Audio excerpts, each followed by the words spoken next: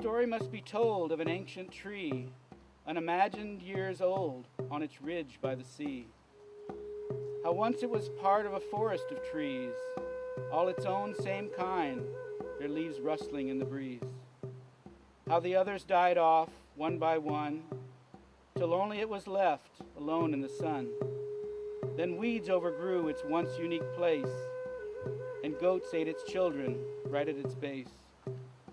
And sad is the tale of this wondrous palm, but the saddest part is yet to come. For one day soon, by herself she will die, no one to witness, no one to cry. And here I will end, my tale is no lie, of the lone Lo'ulu of Molokai. I've seen it happen to about 12 species already, where I see the last one die out.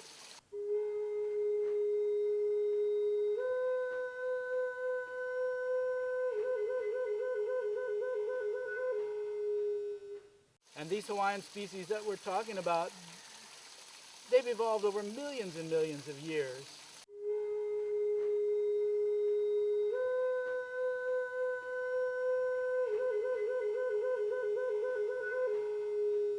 So these are really ancient things, and we're seeing their last stand.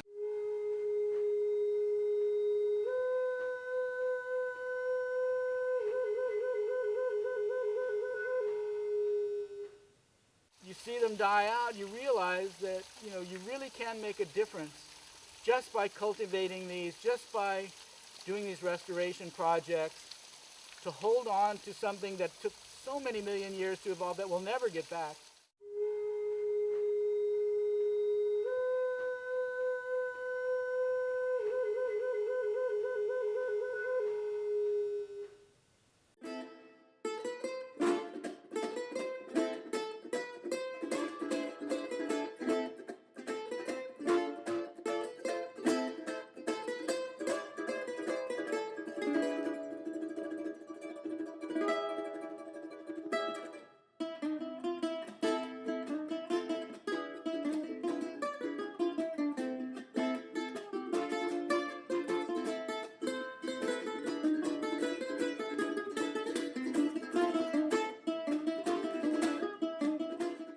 Takes it really hard when one dies, and it's a very emotional job when you're working with really rare plants, when there's only 3 or 4 left in the wild. I've only been in the job for almost 3 years, and these plants that I've been checking for 3 years, and then all of a sudden one of them dies, it's very emotional for me.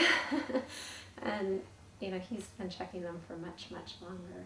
You kind of build a relationship with them almost. They become really familiar to you, and it's hard when one dies. We're losing species very rapidly. I have seen about 12 species go out and die out in the wild myself, and some of the ones that I have worked with, particularly this Hibiscadelphus hualalaiensis on the Big Island. I remember getting a call from John Giffen, the district forester, saying, "Oh, you better come on over to the Big Island. I think the last tree has died." And I remember he and I going to the tree at Pu'uvava, and yes, it was dead, and there were still fruit seeds on it. And we had a moment of silence there. We took off our hats and thought about it. And I remember just thinking, if we really had done nothing, this species would be absolutely gone now. The last wild tree of Hibiscadelphus hualalaiensis died in 1992. Fortunately, seeds were collected and propagated, and 12 cultivated trees were planted in the Pu'uva'ava'a Plant Sanctuary. Mid-elevation plant nurseries on Hawaii, Maui, Oahu, and Kauai propagate and cultivate many of Hawaii's most threatened and endangered plant species. These Division of Forestry and Wildlife facilities are the heart of rare plant restoration efforts in Hawaii. In order to grow these endangered species, plants and/or seeds need to be collected. Carolyn Korn at the Division of Forestry and Wildlife wanted someone to start growing all these endangered species. I think it was 292 listed endangered species when we began, and Carolyn basically wanted us to grow every single one of those if we could, find them, grow them. That really threw us into high gear, at least in Hawaii, where we had funding, we had helicopter budget. The main thing was that it got us in the field and it got us exploring all through the Hawaiian Islands, refining things, finding new species, and really growing a lot of these things for the very first time. I mean, NTBG had some growing, but now the State Division of Forestry and Wildlife was in on it. We really have the expertise in the islands. We have the technology to grow every one of our endangered species. So why lose them in the meantime? Why not put a lot of effort quickly into getting their seeds, at least getting some seed storage places going, getting tissue culture labs going, and then grow them and do restoration and outplanting, putting them back in areas where they evolved. Maybe it'll look like an arboretum for a while. Maybe it'll be arboretum style where you have rows and it won't look quite so natural. But at least we won't lose the species, because we know if we do nothing, we will.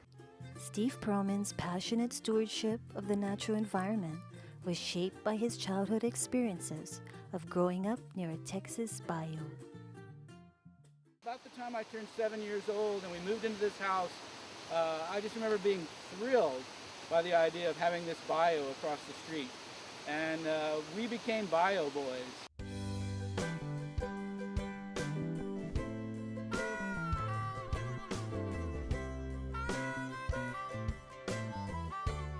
There were all these snakes on the bayou. The bayou was really wild. We didn't even know if they were poisonous. We didn't know if they were water moccasins. There were even alligators in there. My family remembers this, that I raised all these snakes that would get loose sometimes in the house and end up in my dad's shoes. And I was also into scouting, Cub Scout, and then a Boy Scout, and later an Explorer Scout. A lot of stuff outdoors.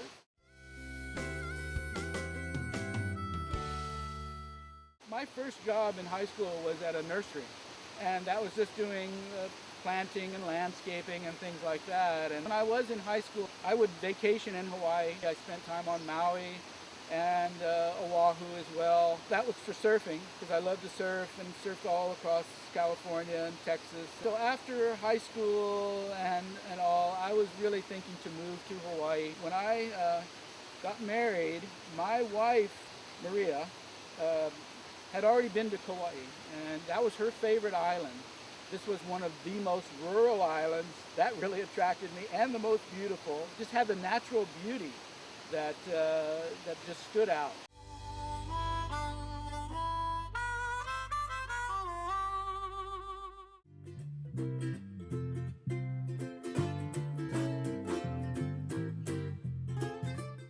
My very first job I got here was with Olapua Gardens.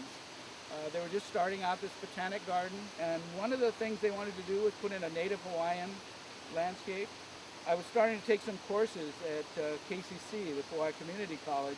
The botanical garden here, National Tropical Botanical Garden, was just getting started in 1970.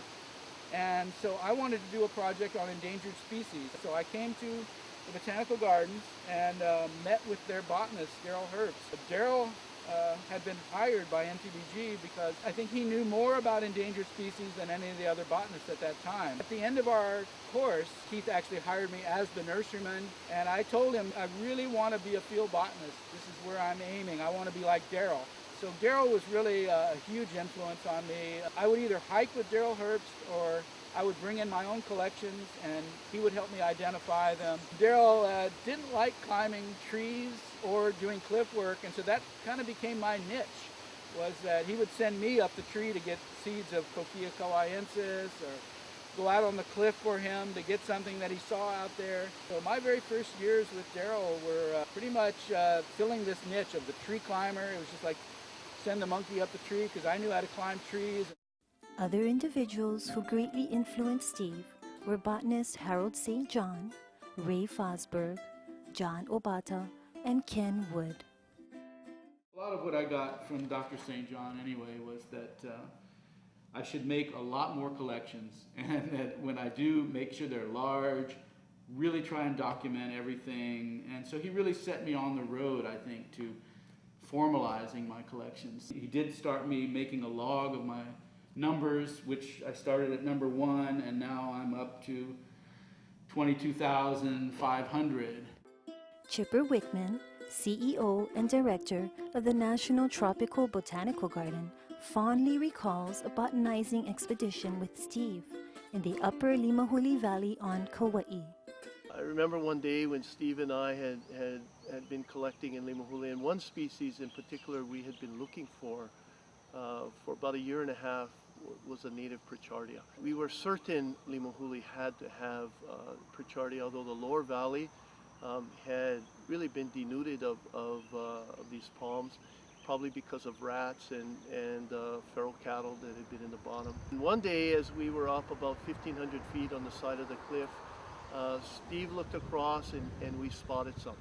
We made a collection by climbing up a 6-inch diameter palm that's 30 feet up, hanging over a 300-foot cliff. Sent it off to Dr. St. John, and really for me, as exciting as that day was, what was even more memorable was getting the letter back from St. John. My recollection was it was something to the effect of another memorable find, treasure from Limahuli, Pritchardia limahuliensis, a new species.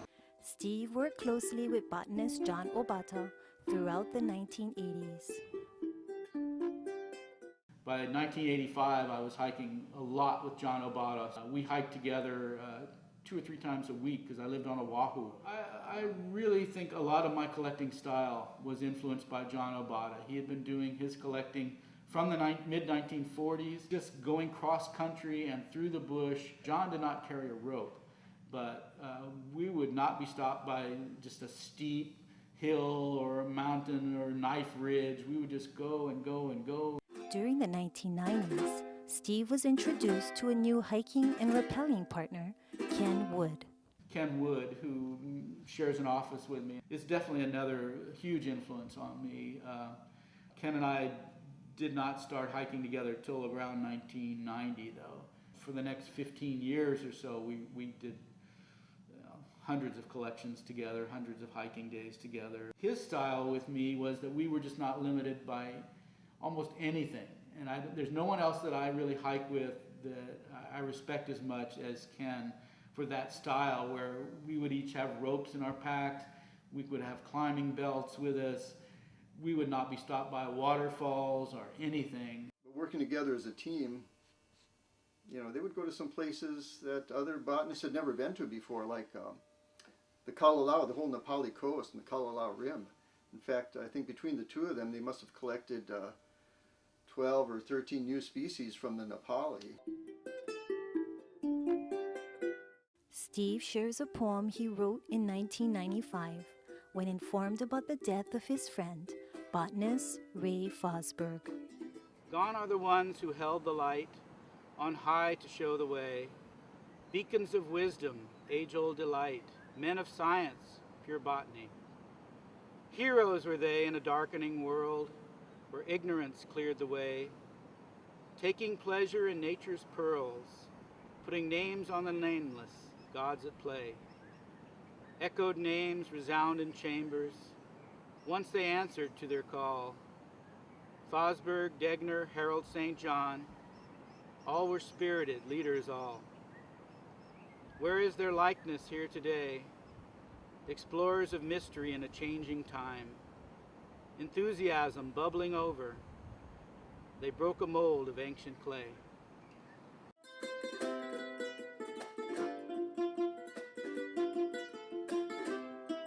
I remember when we climbed up and I was with Chipper and we got to the very top up there and the ridge was absolutely like a knife ridge.